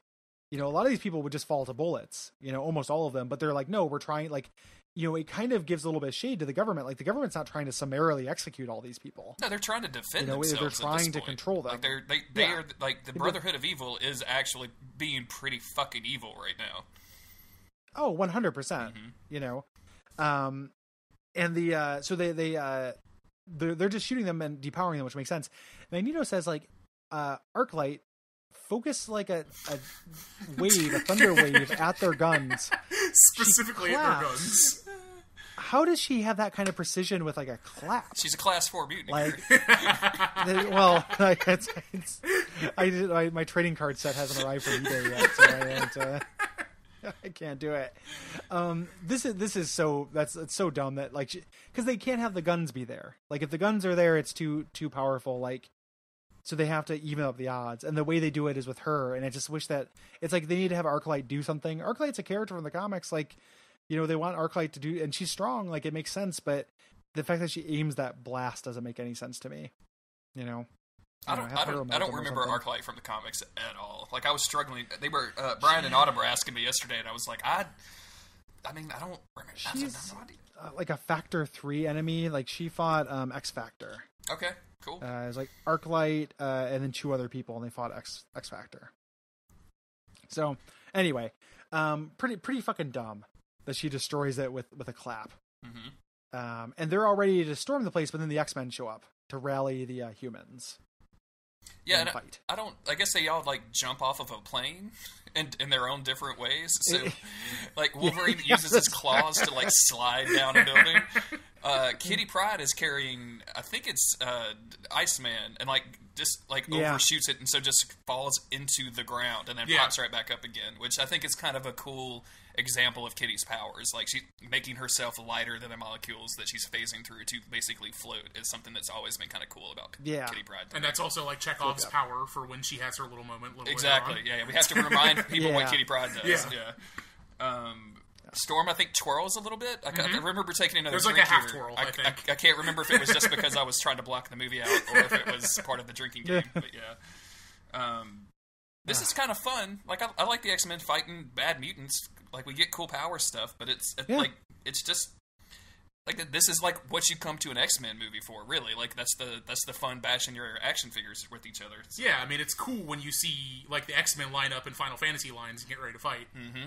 Like, that's what I want. Yeah, this is cool, and there are cool things. Like I actually really like how Beast is articulated in this. Like they make Beast seem like a threat, even though his powers feel like he's just kind of like worse Wolverine. You know, this works for me really well. It's kind of goofy looking, just because it's like fat Kelsey Grammer doing it, because he's all up in that first. Yeah. But it still works as like a Beast fight. this weird thing where the three goth people go after the Doctor and Worthington Senior that have basically created this Q, and like Porcupine Boy hugs her to death, and I hate Porcupine Boy so much. Boy's the worst. So terrible. And you know what his name is? That's supposed to be Kid Omega. Are you that's serious? His name in this movie, which is, I don't think he's supposed to. He's obviously not an adaptation, but that's his character's name in the movie. Oh, that's so he's got annoying. like an Omega symbol on him or something, and I'm like, man, is that bad? Why would you waste the capital of using a really cool character? You know. But yeah, he sucks. He's like just like super badass, you know, flat character, real evil mutant. He is the worst. And I just wanted to call that out because these three like throw Worthington Senior off the building instead of just straight up killing him. So Angel shows up and saves his dad and flies away, and that's it. That's it for Angel. That's Angel's full redemptive arc. Yep. That's the entirety of it. Somewhere in here we get the very infamous Kitty versus Juggernaut thing, which I actually like. You know, I'm not super into the "I'm the Juggernaut bitch" meme line. Like, that's stupid that they included this dumb meme reference, but I like this fight. I like this very like indirectly powered, utility powered character versus this like super brawny character, and like him like her being able to go through walls kind of subtly and him just smashing through them, and like her using that against him, like, is very good. Yeah. You know, her like grabbing his ankle is very cool. Like, it's all very good. I think this is a super cool fight. Can I confess something on this podcast? Yes. I did not realize until this viewing of this film last night that the "I'm the Juggernaut bitch" meme came from this movie. I thought that internet video was just like its own thing. No. It didn't come from the movie. Oh, okay. The movie is referencing the internet meme. Oh my goodness! Yeah. I did not realize that. It's way worse, Brian. The movie is doing a shout out to that internet meme video. Okay. So the internet came first. Yeah, it's bad. Well, now I'm on knowyourmeme.com trying to do some fact checking. Year 2005. So Gary is right. It's on the IMDb trivia. They talk about it being a reference to the "I'm the Juggernaut bitch" thing. And when I saw it in the theater, we all knew that because we had seen the video. Because you had seen the internet video, right. We'd seen the internet video, so we recognized it when we saw it in the theater. It's a very bad thing that happens in a very otherwise cool scene. Yes. Because, like you said, she's running through walls, he's smashing through them, and then she kind of tricks him and sinks him into the ground, and it's awesome. Yeah, like that's so dope. Yeah, that's very cool. It's very, very cool. Yeah. And then when she meets Leech, what's less cool is when she meets Leech, it's less cool. Like it ends up becoming like just a Toro like video game boss fight. Yeah, she's just fighting Bane. Yeah, like she's fighting Bane. He doesn't know that Leech will take his powers, so it's like if they dodge out of the way, he thinks he's going to smash through the wall, and he doesn't. And that knocking out the Juggernaut for the rest of the fight is a little bit much for me. But I'll, it's okay. I'll take it. It's a cool fight in general, other than that one little detail. I was very glad to see that Storm remembered she has lightning powers in this fight scene. So she finally takes out not Caliban, Callisto or whatever. And this is where we get like this cool, I actually think like this part is neat where Magneto starts throwing these cars at the troops or whatever, and Pyro's lighting them on fire, so they just basically become like huge bombs as they go in. Like, I think this is kind of cool. Yeah. And then at some point, like, after this is enough distraction, so where Magneto's going to go in, he says, like, do you think you can handle your old rival or something like that? So Pyro and Iceman do, like, a real bad, like, just shooting beams at each other fight. Shitty, like 80s cartoon, like Thundercats. Yeah, or like Dragon Ball Z. Yeah. Dumb. Very dumb. Very dumb. This is where Iceman is being immolated at some point. Like, he's definitely covered in fire. And then this is him icing up, and he looks so bad as Iceman. This. Like, it's weird because they kind of pull off Colossus, but like Iceman does not look good. And then somehow or another, we get Wolverine like trying to go after Magneto, but it was just a fake out so Beast could run over and stab him with the cure. So now Magneto's depowered. But at this point, Jean shows up, so we have to deal with Jean now. Yep. Yeah. But I love the idea of Magneto being depowered, because that is like the worst possible thing you could do to him. That is the most poetic justice, right? Yeah. Way more interesting than killing Magneto or putting him in prison. Like, fuck, you're a human now. Like, how do you deal with it? It's the opposite of it's what he was trying to do to Senator Kelly in the first movie. You know, it's like this is a poetic ending for him. Absolutely. That I am very into. Yeah. But Phoenix is pissed. She just starts like disintegrating this entire facility. Like in theory, this whole mission was to find Leech and to prevent them from making the cure, not destroy the island of Alcatraz. And Magneto having this as he's like running away, having this "what have I done" moment is just like, what did you think was going to happen when you brought an insane Class 5 mutant to a dinner party? Class 5, motherfucker. Class 5, Eric. Class 5. My goodness, man. That's the highest class there is, as far as I know. No, there's only 5 classes. Oh, man. Until X-Men 4. Yeah, you fucked up, dumb shit. Yeah, this is pretty bad. And this ends the only way it can. Like, is Wolverine using his ability to regenerate to go up and stab her. Yep. You know? Mm-hmm. So. Gary, can I ask you a question that I have posed in the notes? Yeah. Why did they just throw Leech at Jean?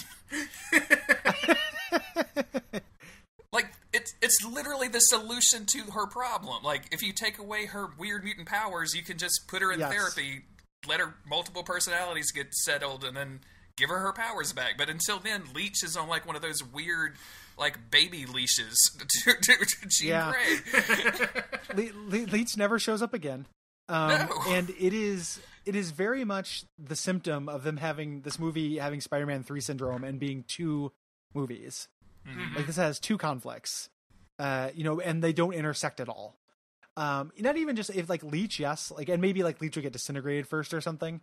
But what if, something with the cure happened? Like, they're literally in the greatest concentration of mutant cure on Earth. And instead she gets stabbed by Wolverine. It's like you have the romance of Wolverine making that sacrifice and stuff, but like it makes no sense for her to be here. Like, what was Magneto's plan, like, for her, in general? Like, these plots do not, they inelegantly fit together at best. Yeah, it just kind of feels like evil for evil's sake at that point, right? Yeah, very much so. Anything else could have done this rather than killing Jean. And really, like, Famke Janssen or whatever didn't want to be in the movie, they were going to kill her off, or wasn't going to be in the movie until they decided to kill her off, right? Like, there's something like X-Men True trivia about that. Like, Brian K. Vaughan said, like, what if we did the Phoenix? And she was down for that. So, like, nobody wants to be in these movies anymore. Like, Storm is like, I'm out, and they're like, well, we'll give you whatever you want. And Jean Grey is like, I don't really want to do this. And they're like, well, what if we did the Phoenix? Like, nobody wants to do these.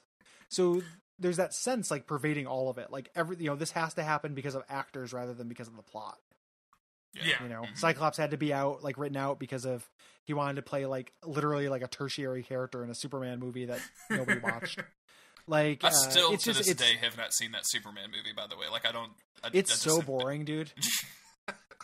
So he doesn't punch anybody. Like, it is a 2-hour Superman movie where he doesn't punch anybody. I'm not joking. Like, Superman, like, he like lifts a jet, a turret shoots a bullet in his eye. That's it. And then Lex Luthor's plan in that movie is to make a bunch of crystals form like real ugly floating islands that he can then sell as real estate. Like, his plan is to create a new continent so he can sell, like, have people pay rent to live there. No joke. Like, it is a really dumb movie. Like, it's extremely bad. It sounds like I should watch it. Yeah, it's not fun bad. It's like 2 hours. Like, it's a really bad movie. Yeah, I mean, not that the new ones are good. I mean, Superman sucks. Like, the 80s ones are good, the Richard Donner ones, and then like after that, like, and even those are only like 2 of them are good at best. There are not very many good Superman movies. Yeah. Before we move on from the Wolverine and Phoenix like final confrontation, I just want to call out Jeremy's notes about the steps being an allegory for the friend zone. That's very good. Yeah, this is all very bad. He goes up, stabs her while, not being disintegrated because of his healing factor, and then that's really it. Like, now it's just time for like a little montage of things that are happening in the X-Men a year later or whatever. Yep. Like, Storm is Cyclops and Jean, these poor people, like, that had actual lives outside of the X-Men, maybe, like, got buried directly next to Xavier, which has to be just a super bummer for Mr. and Mrs. Gray. Yeah. And that chick that was at the orphanage that raised Cyclops. What do you mean I can't go see their grave? Like, why isn't it a mutant school? Nope. It comes up. Can you imagine being buried next to the person who, like, basically mind raped you? Like, that's a horrible thing to do. Yeah. Poor Jean Grey. It's pretty fucked up. This is not really resolved. So Rogue's back. She's cured, so she can make out now, which that's awesome. Like, good for them. That's all that matters, really. Yeah, like I'm glad that like there are orgasms in the Living X-Men's futures. Yeah, I mean, I get it. Like, I was a teen once. That's all I wanted to do. Yeah, I would take the cure. I would probably lose the powers in order to, like, because it's already a power. Like, a lot of times when I orgasm or I have sex, I think, like, God, is it cool? Like, this is a miracle that I get to live during a time where this happens. Like, you know, things could be worse. Like, I have problems in my life or I have health problems or whatever, and it's like, this still gets to happen, though. Like, God, if this isn't nice, what is? And I think that, like, on every single time, like, I am thankful. Like, and so I get that as, yeah, I'm super, super blessed. Like every single time that I've been brought to orgasm, I am incredibly grateful. So I get this. Gary, you're like much. 3 months older than me. I think we're both born in the same year, but you're a few months older than me. So when that stops happening, can you give me a heads up so that I've got 3 months of like real solid medication time? Yeah. Leave me alone, Autumn. I'm staying in the bedroom for a month. Yes. Or alternatively,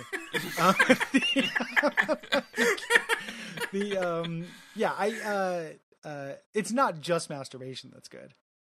Well, I'm just picturing Jeremy just turning into a jerk-off goblin for a month. Sure, yeah, that sounds fun. Yeah. One of the 3 months that he has left. Yeah, I mean, you want to try a wide variety of things. Sure. In that 3 months, I will definitely let you know. And I need to find somebody 3 months older than me. So write into Gary's Jerk Off reporting at canaryinacoalmine.com to volunteer if you are 37 and 2 months old. This is the worst pyramid marketing scheme I have ever heard of in my life. All you have to do is tell someone that's 3 months younger than you. A support group. Like, just, I like how in this scenario also, the person can only tell the person who has a couple months left. It's not like we could just find out when the day is and do simple math. Like, it has to be... like, it's like a weird version of The Ring.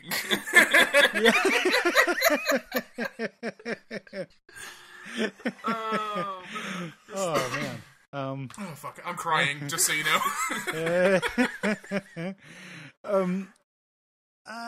So there we are. Storm's back. Rogue's back. Hank McCoy is an ambassador.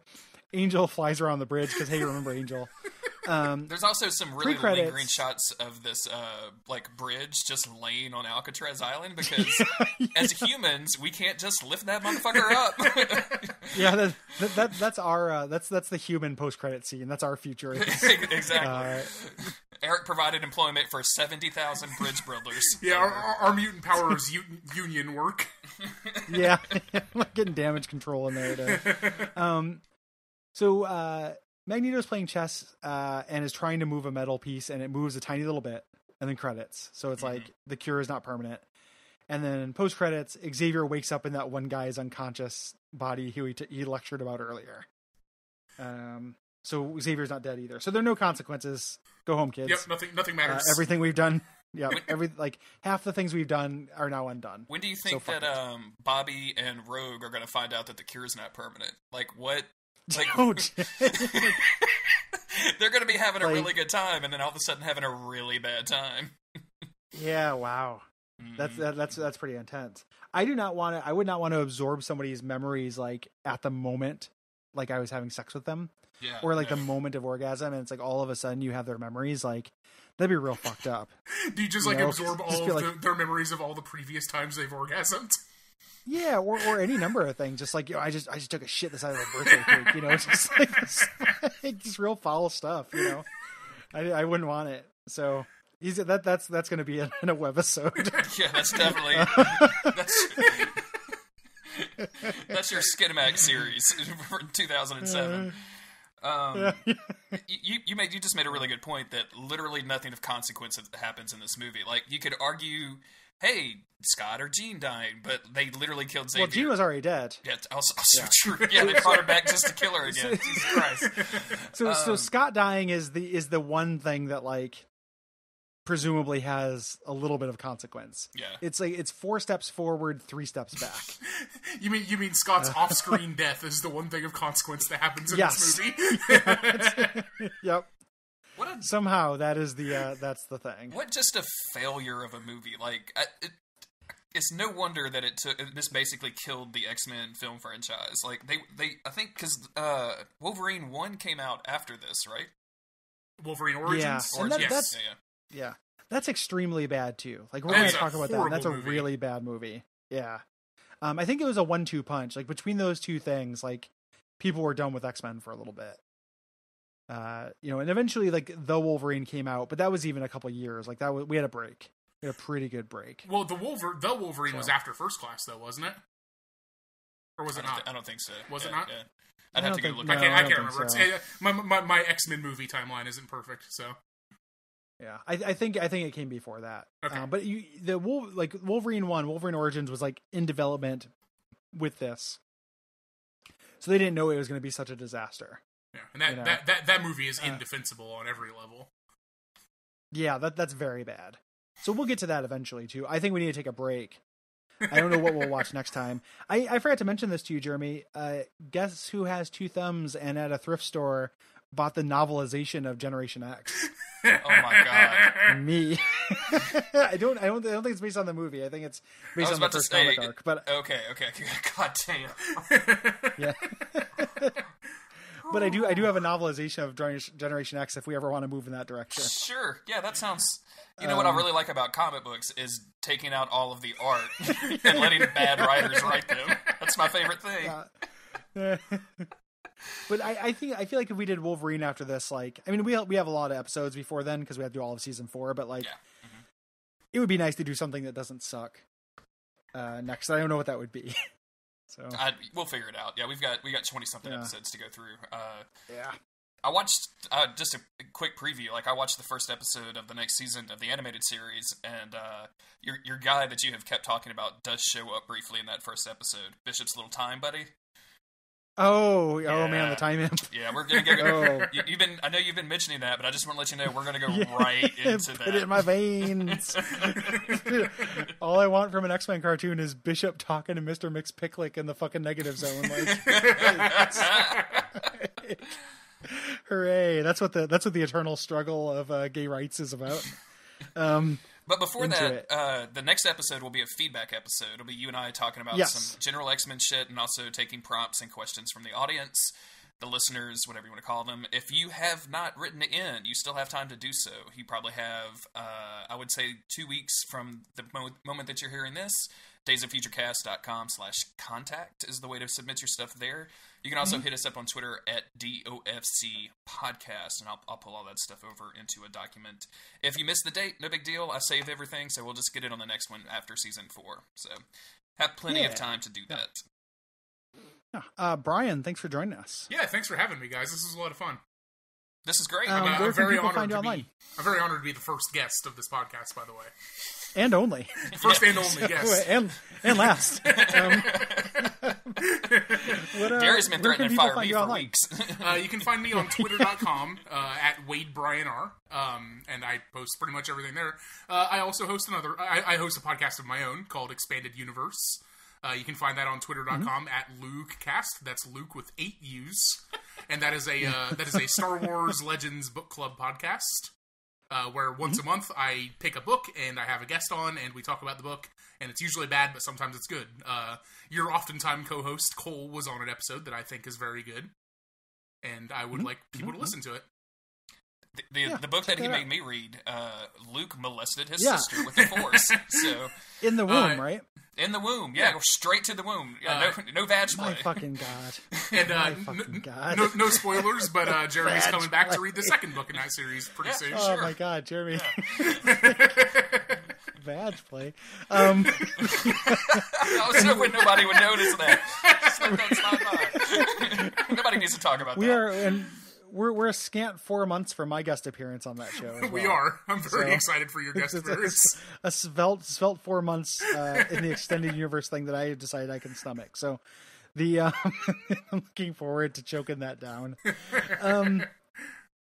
I think, and then if you like this show, the best way you can support it is go to patreon.com/Duckfeed.tv. Check out our rewards and also our goals. We're able to, this is what I do for a living among book residuals and occasional music gigs. So pretty neat. And I like being able to do that. And that allows me to take a lot of time to watch terrible movies and stuff. I would like to keep doing that. And I appreciate your help, in doing so. People are listening. Mm-hmm. Yeah. At the time of this recording, you're extremely close to funding your new podcast, Heartbeat City, and I think there's a pilot out for that if people want to go check that out. A couple of episodes of this podcast ago, I used some of the music in the intro because I'm a shameful pirate and I just went to your Bandcamp and stole all that shit. So. It's pay what you want. It is. All proceeds go to Planned Parenthood. Yep. We are pretty close to that. Patreon levels go up and down based on credit cards and shit being rejected. So I want to get a little bit above it and then shooting those. But I have guests kind of lined up for the first season of that I'm excited about as being the show on Duckfeed that is not all straight white dudes. So look forward to that. I love straight white guys, but can't be all the time. I love pizza. Hashtag not all can't men. Be all the time. Not yet. Finally, we're in compliance with the hashtag. The other thing you can do is rate and review us. Yes, please. I think that is a big help. Yes. Mm-hmm. I think that's probably it. That's it. Yeah. We'll see you next time with the feedback episode, and then go check out daysoffuturecast.com/schedule, and I'll probably have updated that with the episode order that we're going to be covering the episodes in, because it's a little confusing. Mm-hmm. Yeah. Yes. And good night. And good luck.